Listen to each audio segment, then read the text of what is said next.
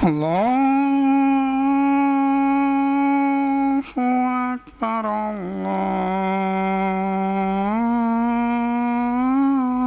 الله أكبر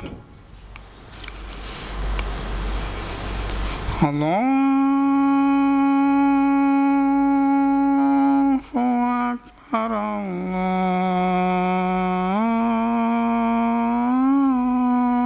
الله أكبر أشهد أن لا إله إلا الله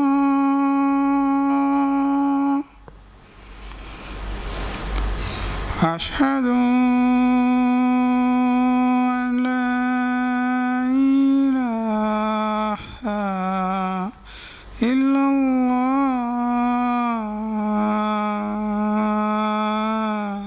الله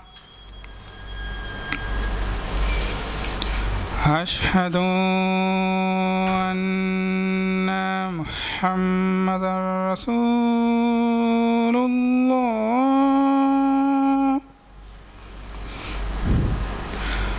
أشهد أن محمدا رسول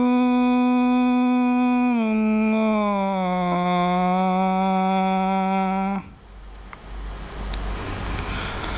حي على الصلاة حي على الصلاة حي على الفلاح حي على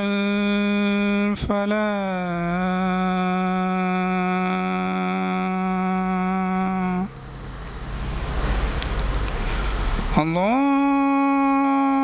الله أكبر الله أكبر لا إله إلا الله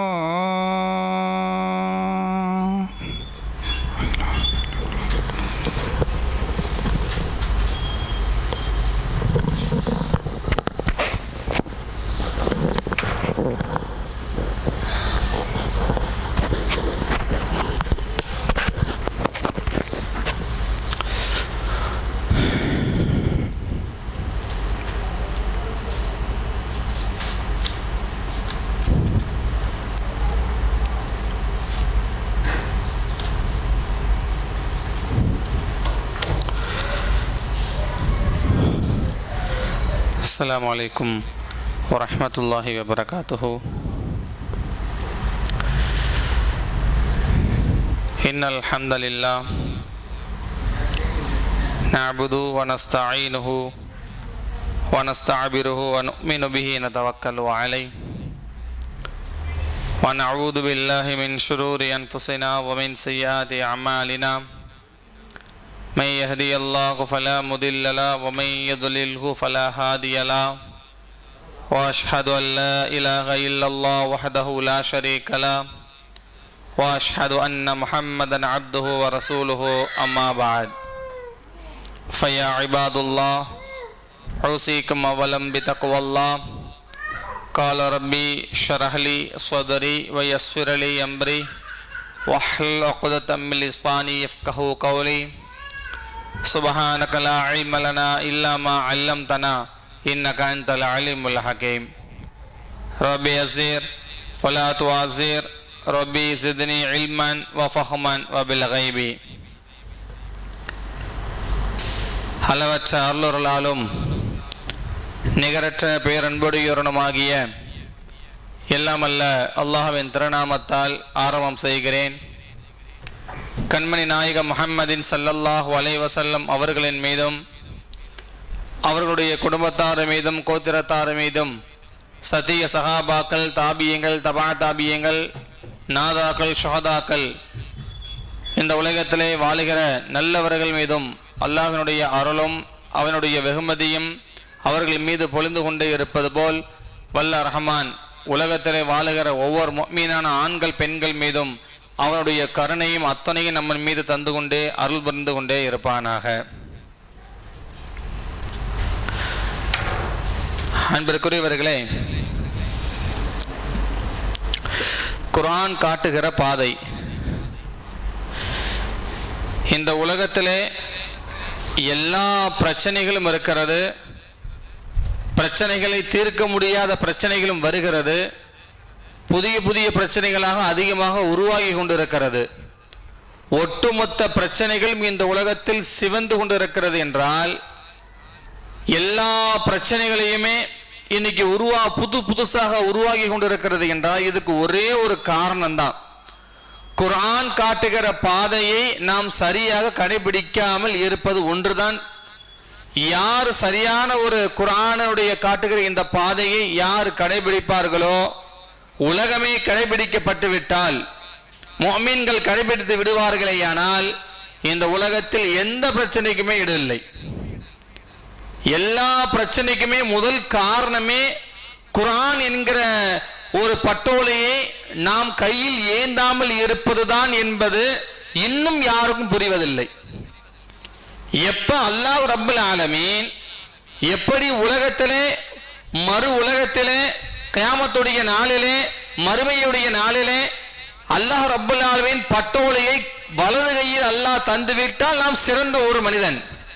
ஆனால் இடது கையில் அல்லாஹ் தரப்பட்டு விட்டால் நாம் நரகவாதி என்கிற சீண்டு விடுகிறோமோ, அதுபோல இந்த உலகத்திலே யார் குர்ஆனை வலது கையில் வாங்கி கொண்டு, அதாவது அதனுடைய பாதையை யார் சரியாக கடைபிடிப்பார்களோ அவர்களுக்கு அல்லாஹ் ரப்பல் ஆலமீன் சிறந்த ஒரு பாதையை காட்டுகிறான் என்று குர்ஆன் நமக்கு சொல்லித் தருகின்ற ஒரு பாடம்.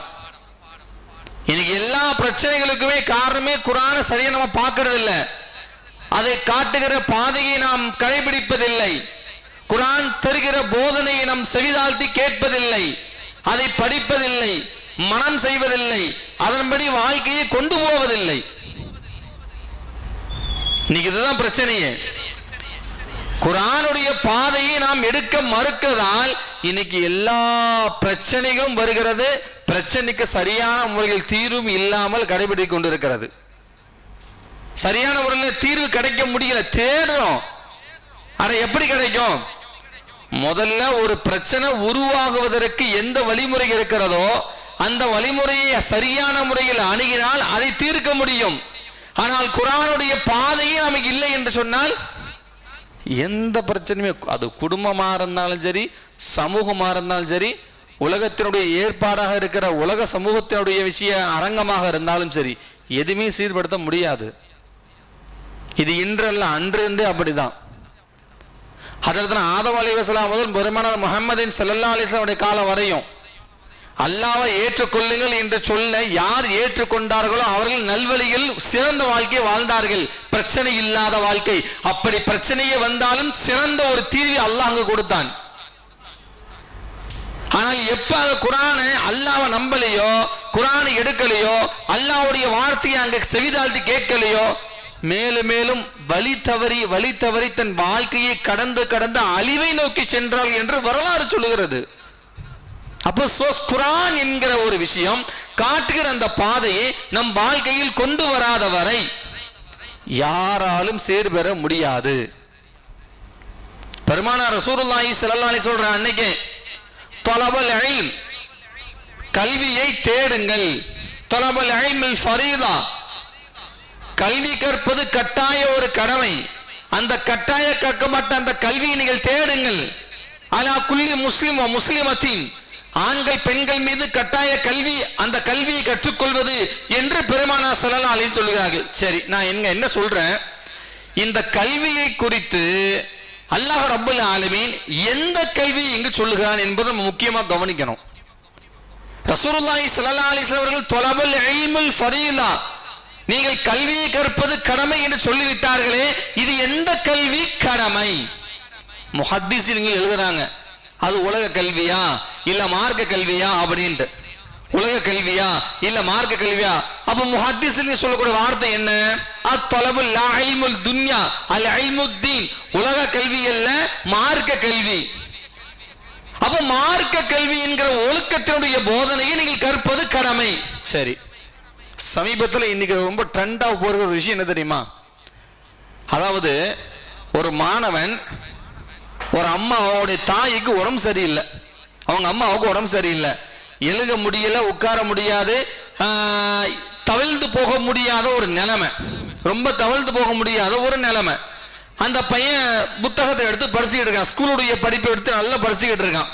படிச்சுக்கிட்டே இருக்கும்போது தன் தாய் வந்து தன் மகனை கூப்பிடுறாங்க. தன் மகனை வந்து தண்ணி எடுத்து கேட்பதற்காக வேண்டி தன்னுடைய மகனை கூப்பிடுறாங்க அந்த தாய். இவன் காதல விழாமையே ரொம்ப இன்ட்ரெஸ்டிங்கா புத்தகத்தை எடுத்து ஸ்கூலுடைய எக்ஸாமினேஷன்ஸ்க்காக வேண்டி அப்படியே ரொம்ப ரொம்ப ஃபீல் பண்ணி அவன் படிச்சுக்கிட்டே இருக்கிறான். ரொம்ப இன்ட்ரெஸ்டிங் கொடுத்து படிச்சுக்கிட்டே இருக்கான். அவங்க அம்மா கூப்பிடுற அந்த காதல அந்த பையனுக்கு அங்க விழலை. கூப்பிட்டுட்டே இருக்கானா, கிட்ட 1 மணி 2 மணி நேரங்கள் கடந்து கொண்டே இருக்கிறது. கடைசி வரைக்குமே சவிதாழ்த்த அந்த பையன் கேட்கவே இல்லை. கடைசி நேரத்துல பக்கத்துல இந்த மொபைல் எடுத்து கஷ்டப்பட்டு எடுத்து அவங்க வாப்பாவுக்கு ஃபோன் பண்ணாங்க. அவங்க வாப்பா வந்து தாய் முடியாத ஒரு பட்சத்துல தன்னுடைய மனைவியை கூட்டு போய் ஹாஸ்பிட்டல்ல கொண்டு சேர்த்தாங்க. சேர்த்த உடனே டாக்டர் ஒரே வார்த்தை சொன்னா, இன்னும் 1 மணி நேரம் நீங்க 1 மணி நேரம் லேட்டா வந்தீங்கன்னா உங்க மனைவியை நீங்க பார்த்திருக்க முடியாது அப்படின்னு டாக்டர் சொல்லிட்டான். இப்ப அந்த அம்மா அவ தகப்பன், அந்த பையனுடைய தகப்பன் என்ன பண்ணாங்க தெரியுமா? நேர ஸ்கூல்கிட்ட போய் டிசியை வாங்கி கிழிச்சு, நீ படிக்க வேண்டாம், வீட்டுல உட்கார சொல்லிட்டான். இதுக்கு கமெண்ட்ஸ் நிறைய வந்துச்சு. இப்படியே பண்ணலாமா, ஒரு தகப்பன் இப்படி செய்யலாமா, அந்த பையனுடைய படிப்பை வீணாக்கி விட்டார்களே அது இல்லாம அப்பெல்லாம் நிறைய கமெண்ட்ஸ் வந்துச்சு. அந்த தகப்பன் சொன்ன ஒரு வார்த்தை என்ன தெரியுமா? எந்த கல்வி பெத்த தாயை கூட கண்டுகொள்ள கூடாது என்கிற ஒரு தன்மை, புத்தகத்தை விட தாயோடைய உயிர் பெரியது அல்ல என்று எண்ணுகிற ஒரு புத்தகம் ஒன்று கையில் இருக்குமே எனால் அது என்ன ஒழுக்கக்கேடு கல்வியாது என்று தேவையில்லை என்று தூக்கி இருந்தான் தன் தகப்பன். அவன் சொல்லப்பட்ட வார்த்தை அது. இன்னைக்கு உலகம் அதுதான். உலகத்திலே கற்கப்பட்ட எல்லா கல்வி கற்க கூடாது என்பது அல்ல. உலகத்தினுடைய எல்லா பதவிகளும் இருக்கலாம், எல்லா அரங்கத்திலும் இருக்கலாம், எல்லா சத்திலும் இருக்கலாம். ஒழுக்கம் இல்லாமல் இருந்தால் மல்லா அடபலகு வலா ஐமலகு. மூசா அலைஹிஸ்ஸலாம் சொல்லுவாங்க, யாருக்கு கல்வி ஒழுக்கம் இல்லையோ அவர்களுக்கு கல்வி இல்லை. பிகாஸ் யாருக்கு அந்த ஒழுக்கம் என்கிற அந்த தன்மை இல்லையோ அவன் எந்த பதவியில் இருந்தாலும் நல்லவனா இருக்க மாட்டான். ஒழுக்கம் என்கிற ஒரு கல்வியை ஒரு கையில் காட்டவில்லை என்றால், எடுக்கவில்லை என்றால், நீ எந்த உதவியான பதவியில போய் இருந்தாலும் சரி, உனக்கு எந்த உதவியுமே கிடையாதுங்க. இதுக்கு அதுதான் தீர்வு. இன்னைக்கு அப்படிதான் நடந்துகிட்டு இருக்கோம். பெருமானார் ஸல்லல்லாஹு அலைஹி வஸல்லம் அவர்கள் யாருக்கு ஒழுக்கம் என்கிற ஒரு கல்வியை எவரிடத்திலே தளருகிறதோ, அதாவது கையில் எடுக்கிறார்களோ, சிறந்த பதவி. அல்லாஹ் குர்ஆன்ல சொல்றானே இல்லையா? யுத்தில் ஹிக்மத மை யஷா வ யுத்தில் ஹிக்மத ஃபகத் ஊதி கைரன் கஸீரா. யுத்தில் ஹிக்மத மை யஷா, நாடியவருக்கு அல்லாஹ் அந்த கல்வியை கொடுக்கிறான், ஒழுக்கத்தை தருகிறான். தன் நாடியவர் என்றால் யார்? எடுத்தவர்களுக்கு அல்லாஹ் நாடுறான், பார்ப்பவர்களுக்கு அல்லாஹ் நாடுகிறான், திறப்பவர்களுக்கு அல்லாஹ் நாடுகிறான், கேட்பவர்களுக்கு அல்லாஹ் அதை நாடுகிறான். பார்க்காதவங்க, கேட்காதவங்க, எடுக்காதவங்க எப்படி அதை நாட முடியும்? அதை தப்பா நம்ம மீனிங் வைக்க கூடாது. அல்லாஹ் யாருக்கு நாடினானோ அவர்களுக்கு தானே அந்த கல்வி கிடைக்கும். அப்படி அல்ல. எடுத்தால் அல்லாஹ் நாடுவான், கேட்டால் அல்லாஹ் நாடுகிறான், படித்தால் அல்லாஹ் நாடுகிறான். தன் நாடியவர்கள் என்ற அர்த்தம் என்ன? எவர்கள் அந்த குர்ஆனை எடுப்பார்களோ, படிப்பார்களோ, பார்ப்பார்களோ, கேட்பார்களோ, பரப்புவார்களோ, அல்லாஹ் அவர்களுக்கு உயர்ந்த பதவியை அல்லாஹ் அங்க தர்றான், ஒழுக்கத்தை அல்லாஹ் அங்க தருகிறான். அதான் சொன்னாங்க ரசூலுல்லாஹ், தலபுல் இல்மல் ஃபரீதா, கட்டாய கல்வியை நீ கண்டிப்பா கத்துக்கொள்ளுங்க. இந்த ஒழுக்கத்தினுடைய கல்வியை நீங்கள் கற்றுக்கொள்ள இயலவில்லை என்று சொன்னால் உங்க வாழ்க்கை நாசமா போறது அல்ல, உலகமே நாசமா போயிடும். நீங்க நாசமா போய்கிட்டு இருக்கா இல்லையா?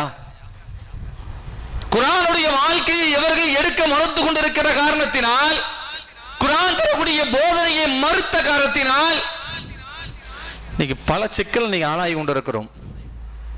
அன்பிற்குரியவர்களே, எனவே போதனை என்கிற ஒரு கல்வியை அல்லாஹ் ரப்பல் ஆலமீன் நமக்கு இந்த குர்ஆனுடைய வாழ்க்கையை நாம் சரியாக செயல்படுத்தி கொள்ள வேண்டும் என்பதை குர்ஆன் நமக்கு தருகிற ஒரு போதனை. அல்லாஹ் பல ஆயாத்துக்களில் பல வசனத்தில் அல்லாஹ் ரப்பல் ஆலமீன் நமக்கு சொல்லித் தருகிறான். ஒவ்வொரு ஆண்களுக்கும் ஒவ்வொரு பெண்களும் எப்படி இருக்க வேண்டும் என்று குர்ஆன் நமக்கு காட்டுகிறது. ஒரு பெண் எப்படி இருக்க வேண்டும் என்று குர்ஆன் நமக்கு காட்டுகிறது.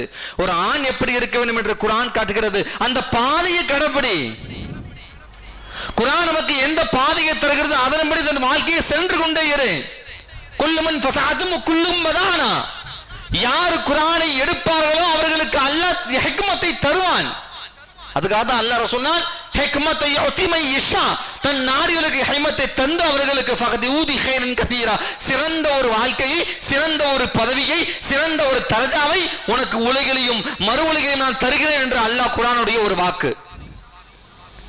நாம குழந்தைங்க கையில போனை கொடுக்கிறோமோ இல்லையோ, ஸ்லேட்டை கொடுக்கிறோமோ இல்லையோ, புஸ்தகத்தை கொடுக்கிறோமோ இல்லையோ, மறக்காமல் கண்டிப்பாக நாம் இந்த குழந்தைகளுடைய பருவத்தில் சிறுக்கிற இந்த குழந்தைகளுக்கு குர்ஆனை கண்டிப்பாக போதிக்க வேண்டும் என்று குர்ஆன் நமக்கு சொல்லுகிறது. குர்ஆனை கற்றுக் கொடுக்க வேண்டும் என்று சொல்லுகிறது. அட அலிப்போம், அலிஃப் லாம் மீம் ஓதுனா நன்மை கிடைச்சிருங்க. நன்மையை மட்டும் வச்சு என்ன பண்ண முடியும்? வழிகாட்டுதல் வேணுமா இல்லையா? ஒரு ஆளுக்கு நீ தர்மம் கொடுத்தா நன்மை உனக்கு கிடைச்சிடும். இன்னுமே தெரியாம இமாம பின்பற்றி தொழுத உனக்கு தொழுகை கடமை முடிச்சு போவோம், நன்மை கிடைச்சிடும்.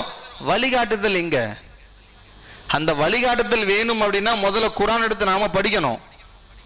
குர்ஆனுடைய வழிமுறையை நாம பின்பற்ற வேண்டும் என்ற எண்ணத்தோடு அதை சிறக்க வேண்டும்.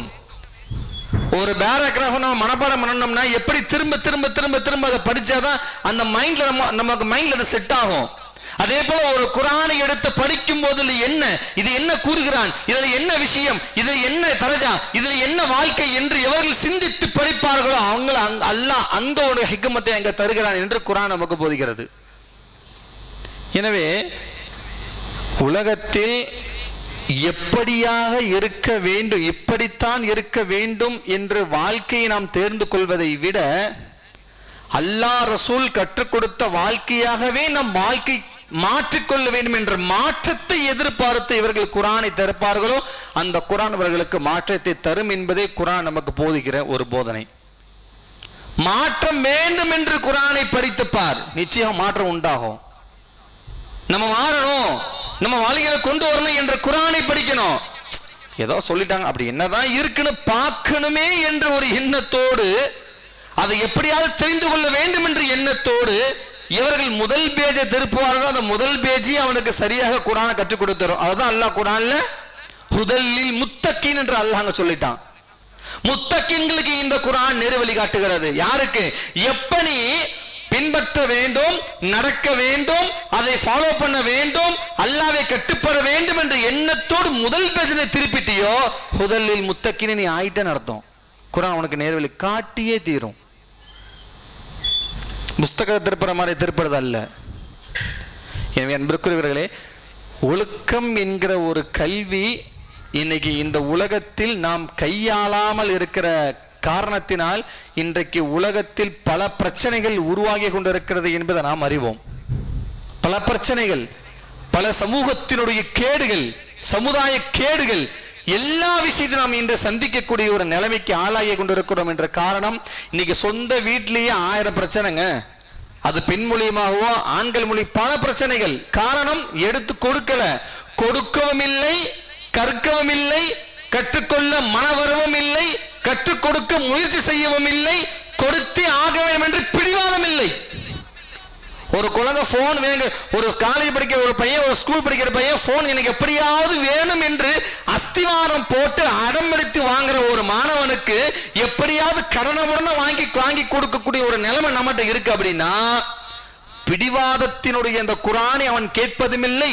நீ எப்படி குர்ஆனை படிச்சுத்தான் ஆக வேண்டும் என்று சொல்லக்கூடிய ஒரு திறன் நம்மள்ட்ட இல்லை இன்னைக்கு. ஏன் தெரியுமா நம்மளோட திறன் இல்லை? ஒரே ஒரு விஷயம் தான், எங்க நம்ம பையன் நாளைக்கு நமக்கு கண்டுக்காம போயிடுவானோ, நம்மளை வந்து இறந்து போனதுக்கு பிறகு நம்மளை கண்டுக்காம போயிடணும். உண்மையாகவே ஒரு பையன், ஒரு பொண்ணோ ஒரு பையனோ இறந்ததற்கு பிறகு நமக்காக அவன் துவா செய்யணும் அப்படின்னா முதல்ல அவனுக்கு அந்த கல்வியை கொடுங்க. வேற எதையும் கொடுக்க அவசியமே இல்லை. IAS, IPS, IFS, MBBS இதெல்லாம் படிச்சு நம்ம முன்னேறி தம் வாழ்க்கையை கடத்த ஒரு பேர் பட்டங்களுக்கு கொடுக்கிற ஒரு பதவியை தயவு கூர்ந்து குர்ஆனை படிக்க வேண்டும் என்ற ஒரு பட்டத்தையும் அவனுக்கு கொடுங்க. அப்பதான் வாழ்க்கை அவனுக்கு சிறக்கும். நம்ம பல்ல BSc வாங்க போறோம்டா, வாங்க எல்லாரும் போய் சேர்ந்து வாங்கல ஒரு டிகிரி, அப்படியே ஒரு ஆராய்ச்சி, அப்படியே ஒரு செலவுகள், அப்படியே ஒரு இன்ட்ரெஸ்டிங் இருக்கிற நாம அட குர்ஆன் ஓத தெரியலையே என்கிற ஒரு ஃபீலிங்ஸ் நம்ம குழந்தைகள் குர்ஆன் ஓத தெரியலையே, அலிஃப் லாம் கூட சொல்லி தரலையே என்று தகப்பனுக்கோ தாய்க்கோ உறவினர்களுக்கோ வீட்டு உள்ளவர்களுக்கோ அந்த வருத்தம் இல்லை என்று சொன்னால் அந்த குழந்தைகளுடைய போதனை என்னவாக இருக்கும்? சிந்திக்கணும். இதைத்தான் அல்லாஹ் வைய தஃபக்கரூன் அல்லாஹ் இந்த ஆயத்தை சொல்றான் பாருங்க. என்ன சொல்றான்? வஅகீமுஸ் ஸலாத்த வஆத்துஸ் ஸகாத்த மஅ ரக்கூரா மஅ ராகிஈன்.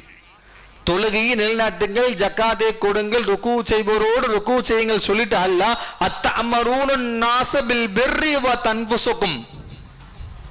நீங்கள் மட்டும் செஞ்சா போதும், மட்டும் எல்லாமே செஞ்சா போதும், மட்டும் எல்லா அமலும் செஞ்சா போதும், மட்டும் ஏவனா போதும், மற்றவங்களுக்கு யாரும் ஏவக்கூடாது நினைச்சு நீ நன்மை செய்யறன்னா அது வந்து என்ன, அது எந்த கதைக்கு ஆளாகும் தெரியுமா? நாளைக்கு அப்படியே சுருட்டி மூஞ்சில தூக்கி போடுற நிலைமை ஏற்படும். இன்னைக்கு நாம தொழுகிறோம், நாம குழந்தைகளை தொலை வைக்கணும், நாம குர்ஆன் படிக்கிறோம், நாம பிள்ளைகளை குர்ஆன் படிக்க வைக்கணும். இதுதான் அத்தஅமுரூன பின்னாஸ். நீ அப்புறம் மக்களுக்கு நீ ஏவு, நீ அதுக்கப்புறம் மக்களுக்கு நீ சொல்லு. ஆனா நீயும் கத்துக்கிட்டு உன் பிள்ளைங்களுக்கு குர்ஆன் படிக்காமல் ABCD கத்துக் கொடுப்பதற்கு நீ முயற்சி செய்து கொண்டு இருந்தால் அத்தஅமுரூன பின்னாஸ் ஏவரியா மக்களுக்கு ஹமா யதஃபக்கரூன் சிந்தியுங்க என்று அல்லாஹ் இங்க சொல்றான். அட பல ஆயத்துல சிந்திங்கன்னு சொல்றதுக்கு காரணம் உன் வாழ்க்கை நல்லா இருப்பதற்கு ABCD புத்தகமோ IPS IFS அல்ல, அதையும் தாண்டி இறைவனால் வகுக்கப்பட்ட இந்த குர்ஆன் வஅல்லமல் ஆதமல் அஸ்மாஉ குல்லுஹா.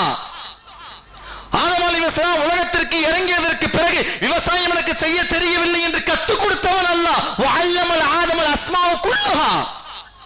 கரண்டினா என்ன, இதுதான் வயல், இப்படித்தான் ஏர் ஓட்டணும், இப்படித்தான் நீங்க வந்து களை பறிக்கணும், இப்படித்தான் தண்ணியை ஊத்தணும் என்று கற்றுக் கொடுத்தவன் இறைவன். கற்றுக் கொடுக்கப்பட்டதை நாம் கற்றுக்கொள்ள ஆசைப்படுகிறனா இறைவனை தரப்பட்ட அந்த கலாமை கற்றுக்கொள்ள ஏன் நமக்கு முன் வரவில்லை? இன்னைக்கு சமூகத்துடைய பிரச்சனைக்கு அதுதான் காரணம். படைக்கப்பட்டதை நம்புகிறோம், படைத்தவனை நம்ப மறுக்கிறோம். எப்ப நாம படைச்சவன் கிட்ட போறோமோ, படைத்தவனுடைய கல்வி கற்க நாம எப்ப உள்ள நுழைகிறோமோ அந்த கல்வி உள்ள வரும்போதுதான் ஒழுக்கத்தினுடைய அந்த கேடு விட்டு நாம் வெளியே வர முடியும். ஒழுக்கம் என்கிற மனித அந்த தன்மையை விட்டு நம்முடைய உள்ளத்தில் நாம் நுழைய வைக்க முடியும். எனவே அன்பிற்குரியவர்களே, எனவே கல்வியை நாம் தேர்ந்தெடுப்பது எந்த கல்வியாக இருந்த போதிலும் சரி, அதில் முன்முதார ஒரு கல்வியாக அந்த குர்ஆனுடைய கல்வி இருக்க வேண்டும் என்பது குர்ஆன் அல்லாஹ் ரசூல் நமக்கு காட்டி தந்த பாதை. எனவே அந்த பாதையை நோக்கி நாம் பயணிக்க வேண்டும். அதுக்காக வேண்டிய 24 மணி நேரம் எடுத்து நீங்க குர்ஆனை ஓதுங்க, 24 மணி எடுத்து நீங்க தொழுதுகிட்டே இருங்கன்னு நாங்க சொல்ல வரல, அப்படிங்க சொல்ல வரல. நேரத்திற்கு தகுந்ததை போல், குறிப்பிட்ட நேரத்திற்கு போல் அந்த குர்ஆனை எடுத்து நாம் வாழ்க்கையில் கொண்டு வர வேண்டும். அதுவே இஸ்லாம் நமக்கு காட்டும் ஒரு பாதை என்பதை நாம் மறந்துவிடக்கூடாது. அன்பிற்குரியவர்களே, எனவே இந்த குர்ஆனை நம்ம எந்த அளவுக்கு நம்ம செவிதாழ்த்தி கேட்கிறோமோ, படிக்கிறோமோ, பார்க்கிறோமோ, அல்லாஹ் ரப்புல் ஆலமீன் சிறந்த ஒரு வாழ்க்கையை தருவான். ஒரு சின்ன உதாரணம் சொல்ற அனுபவம் பாருங்களேன். ரசூலுல்லாஹ்வுடைய காலங்களில் பெண்கள் எப்படி இருந்தாங்க தெரியுமா? ரசூல் ஸல்லல்லாஹு அலைஹி வஸல்லம் காலங்களில் அப்படி இருந்தாங்க, இப்படி இருந்தாங்க. ஒரு கதையை நம்ம சொல்றோம் அப்படின்னா அந்த கதையை அப்படி இருந்தாங்கன்னா நம்ம என்னடா ஒரு கதை அப்படி யோசிக்கிறத விட அந்த பெண்களுடைய ஈமான் போல் ஏன் நமக்கு வரவில்லை என்று யோசிக்கணும். இங்க அதுதான் ஒரு ஹதீஸ் சொல்லக்கூடிய வரலாறா இருக்கட்டும், குர்ஆன் சொல்லக்கூடிய ஒரு வரலாறா இருக்கட்டும், ஒரு வரலாறு ஒரு சம்பவத்தை இங்க சொல்லப்பட்டால் அங்கே நடந்த அதே ஈமான், அதே 2 கண்கள் தான். அதே தோல் தான், அதே ரத்தம் தான், அதே கைகள் தான், வேற மாறி மாறி இருக்கா? நிறங்கள் வேணா மாறி இருக்கலாம், ஆனா இதயங்களோ வயிறோ ரத்தமோ சதையெல்லாம் ஒன்று தானே. ஆனால் எண்ணங்கள் மட்டும் வேறு. அந்த எண்ணம் அவர்களுக்கு இருந்ததை போல் ஏன் நமக்கு இங்க வரல என்று யோசிக்கணும். சஃபான் இப்னு முஅத்தல் என்ற ஒரு நபி தோழர், சஃபான் நமக்கும் ரொம்ப முக்கியம், பெண்களுக்கும் ரொம்ப முக்கியம். அது சஃபான் இப்னு முஅத்தல் ரலியல்லாஹு தஆலா அவங்களுடைய மனைவி ரசூலுல்லாஹி ஸல்லல்லாஹு அலைஹி வஸல்லம் போய் புகார் பண்ணாங்க. ரசூலுல்லாஹி போய் புகார், யாரு? சஃபான் இப்னு முஅத்தலுடைய மனைவி ரசூலுல்லாஹி போய் புகார் பண்ணாங்க. என்ன புகார் பண்ணாங்க தெரியுமா? யா ரசூலுல்லாஹ், என் கணவர் ஃபஜ்ர் தொழுக மாட்டாங்கிறாரு. லா தகுஃபி பிஸ்ஸலாத் வ அகீமு லா தஹப்பஸ் ஸலாத், ஃபஜ்ர் தொழுக மாட்டாங்கிறாரு. ஏமா தெரியல, நீங்க தான் கேட்கணும். இரண்டாவது, ஃபஅகீம்னா ஃபல்லரபஹு, நான் தொழுதா அடிக்கிறாரு, நான் தொழுதா என் கணவன் என்னை அடிக்கிறாருன்னாரு. மூணாவது, அப்படியா? மூணாவது என்னமா பிரச்சனை? என்ன நோன்பு வைக்க வேண்டாம்னு சொல்றாங்க, நீங்க என்னன்னு கூப்பிட்டு கேளுங்க. என்ன தொழுவ கூடாதுன்னு சொல்றாங்க, நோன்பு வைக்க கூடாதுன்னு சொல்றாங்க, தொழுதா அடிக்கிறாரு, நீங்க தான் போய் கூப்பிட்டு கேட்கணும் அப்படின்னு பெருமானா ஸல்லல்லாஹு அலைஹி வஸல்லம் அவங்கள்ட்ட சஃபான் இப்னு முஅத்தலுடைய மனைவி சொல்லி கேட்டாங்க. சஃபான் முஅத்தல் ரசூலுல்லாஹி போய் அந்த மனைவி சொன்ன உடனே ரசூலுல்லாஹி ஸல்லல்லாஹு அலைஹி வஸல்லம் உடனே சஃபானை வர சொன்னாங்க. சஃபான் முஅத்தல் உடனே வர சொன்னாங்க. வர சொல்லி, சஃபான் என்னப்பா உங்க வீட்டில் இவ்வளவு புகார்லாம் வந்திருக்க, தொழுத மாட்டேன்றியாம, ஃபஜ்ர்லாம் தொழுக போக மாட்டேங்கிறியா, உன் மனைவி தொழுத அடிக்கிறியா, இதெல்லாம் என்ன பிரச்சனை? சொல்லப்பட்ட காரணம் என்ன? இது அப்படி ஒரு ஒரு ஒரு டைப்ல வைங்க. இப்ப அந்த அம்மா கணவன் தொழுகவில்லை என்று ரசூலுல்லாஹி போய் முறையிட்ட இந்த ஒரு ஈமான் இந்த சமூகத்தில் உண்டா? இங்கதான் நம்ம யோசிக்கணும். எந்த பெண்கள்கிட்ட அந்த ஈமான் உண்டா? அந்த பெண்கள்கிட்ட இருந்துச்சு. அப்புறம் என்ன காரணம்? என்ன காரணம்? அவங்கள்ட்ட அதே ஈமானும் அதே ரத்தம் அதே மூளை அதே சதை தானே. ஏன் இன்னைக்கு மட்டும் இது ஏன் இல்லை? இங்கதான் நம்ம யோசிக்கிற நிறைய விஷயங்கள் உண்டுங்க. சரி வைங்க. ரசூலுல்லாஹி ஸல்லல்லாஹு அலைஹி வஸல்லம் அவங்க முஅத்தல் ரலியல்லாஹு சஃபானை கூப்பிட்டு வந்து விசாரிக்க ஆரம்பிச்சாச்சு. என்ன கேட்டாங்க? யா ரசூலல்லாஹ், உங்க மனைவி வந்து இப்படி 3 புகார் பண்றாங்க, என்ன செய்ய போறீங்க, என்ன காரணம்னு கேட்ட உடனே ரசூலுல்லாஹி ஸல்லல்லாஹு அலைஹி வஸல்லம் அவர்கள் சொன்னாங்க, அந்த சஃபாவை சொன்னாங்க, யா ரசூலல்லாஹ், ஆமா யா ரசூலல்லாஹ், நான் ஃபஜ்ருக்கு போக மாட்டேன், அதாவது ஃபஜ்ர் நான் லேட்டா தொழுவேன், நான் அந்த நேரத்துக்கு தகுந்த நேரத்துக்கு என்ன தொழுக முடியாது. என்ன காரணம் அப்படின்னா, என்னுடைய வேலைகளை முடித்து விட்டு நான் இரவு தூங்குவது ரொம்ப நேரம் ஆயிடுது, ரொம்ப நேரம் ஆயிடுச்சு. அதனால என்னால என்னுடைய நியத்து நான் எந்திரித்து தொழுக வேண்டும் என்ற நியத்து எனக்கு இருந்தது, இருக்கிறது, அப்படிதான் படுப்பேன். ஆனா என்னால எந்திரிக்க முடியல, நான் எப்ப எந்திரிக்கிறேன்னா அப்பவே நான் உடனே தொழுதுருவேன் சொன்ன உடனே ரசூலுல்லாஹி ஸல்லல்லாஹு அலைஹி வஸல்லம் அவர்கள் ஒன்றும் சொல்லல. சரி, ரெண்டாவது பிரச்சனைக்கு என்னப்பா, உன் மனைவி தொழுதான் அடிக்கிறியாம? ஆமா யா ரசூலல்லாஹ், நான் வேலையை முடிச்சுட்டு கடுமையான வேலைகளை முடிச்சுட்டு ரொம்ப கடுமையான பள்ளிவாசலுக்கு வீட்டுக்கு நான் வர்றேன். அந்த நேரத்தை நஃபீல்ங்கிற பேர்ல சூரத்துல் பக்ராவை என் மனைவி ஓதிக்கிட்டு இருக்கா, ரொம்ப நீளமா ஓதிக்கிட்டு இருக்கா. எனக்கு சரியான பசி, என்னால எங்க இருக்கு எனக்கு தெரியாது, கண்ணெல்லாம் மறைச்சு போயிருக்கு, பசியோடு இருக்கு, அதனால அவன் நீட்டி தொழுகிறதுனால அவளை அடிச்சேன்னு சொன்னான்.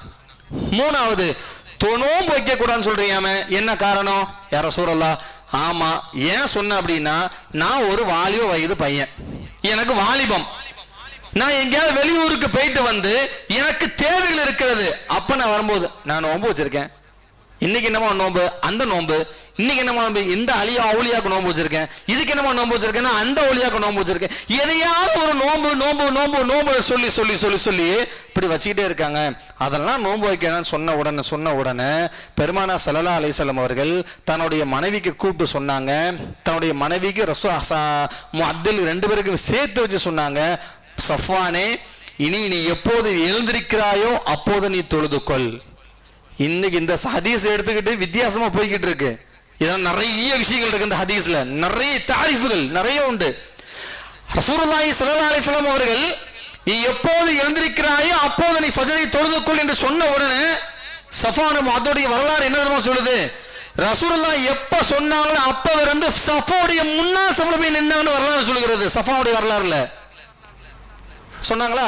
ரெண்டாவது தன்னுடைய மனைவிக்கு, அதாவது அந்த சஃபாவுடைய மனைவிக்கு சொன்னாங்க. என்ன சொன்னாங்க அப்படின்னா, இனிமே நீங்க நஃபிலோ தொழுவதாக இருந்தால் சுருக்கமாக நீங்கள் வீட்டில் தொழுது கொள்ளுங்கள். உங்கள் கணவர் வீட்டில் வருவதாக எண்ணம் இருந்தால் நீங்கள் சுருக்கி வசனங்களை நீங்கள் ஓதிக்கொள்ளுங்கள்.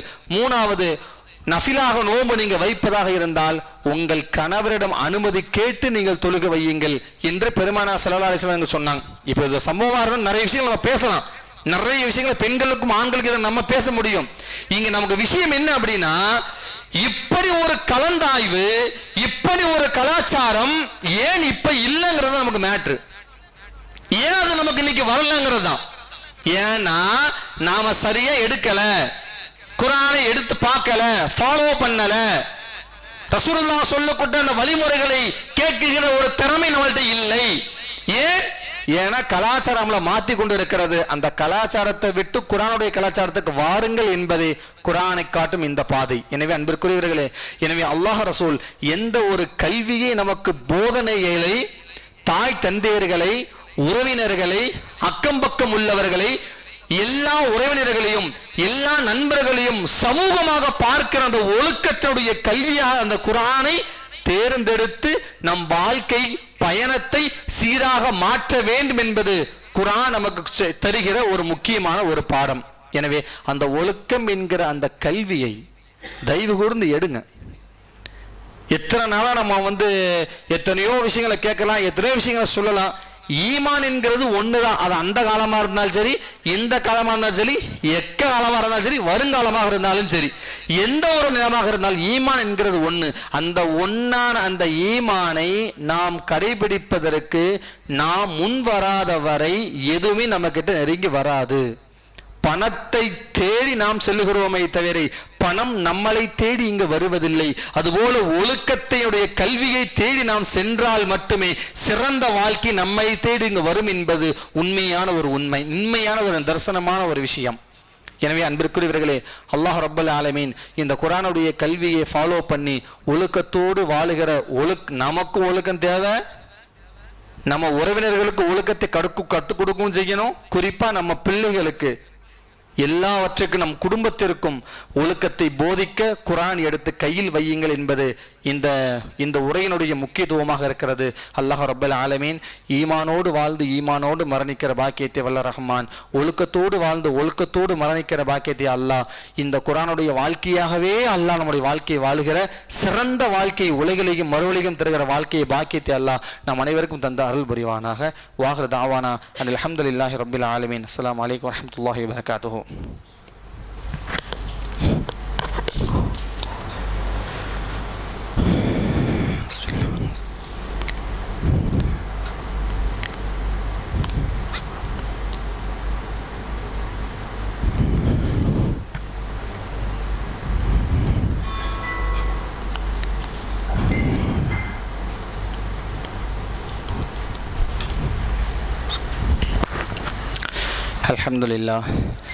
Alhamdulillah na'budu wa nasta'inuhu wa nasta'biruhu wa nu'minu bihi natawakkalu alayhi wa na'udhu billahi min shururi anfusina wa min sayyiati a'malina may yahdihillahu fala mudilla lahu wa may yudlilhu fala hadiya lahu wa ashhadu an la ilaha illallah wahdahu la sharika lahu wa ashhadu anna Muhammadan abduhu wa rasuluhu amma ba'd fa ya ibadallah usikum awalan bi taqwallah.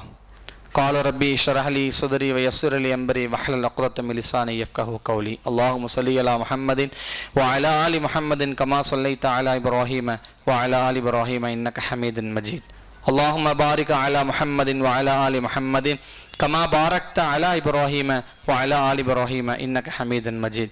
فان اصدقاء الرضوان حقا تلاوه ابو بكر الصديق رضي الله تعالى عنه، فان محراب عمر بن الخطاب رضي الله تعالى عنه، فيحفظ من القران عثمان بن عفان رضي الله تعالى عنه، والحندق بدر الدين علي بن ابي طالب رضي الله تعالى عنه، وسيد الجنه وسيد الاخره اول الجنه وفاطمه الزهراء رضي الله تعالى عنه، والحسين بن الحسين رضي الله تعالى عنهما. اللهم امير المؤمنين والمؤمنات والمسلمين والمسلمات والاحياء منه والاموات انك مجيب الدعوات برحمتك يا ارحم الراحمين. اللهم اجرنا من النار وادخلنا من النار وأعوذ بك من النار ونعوذ بك من النار فإنما فصلت من النار وجهلتنا وحقا تلاوة وأرزلتنا والحمد لله رب العالمين إن الله يأمرك بالعدل والإحسان وإيتاء ذي القربى وينهى عن الفحشاء والمنكر والبغي لعلكم تذكرون وذكروا الله وجيبكم لذكر الله تعالى وأولى وعز وأجل وأتم وأقواه الله أكبر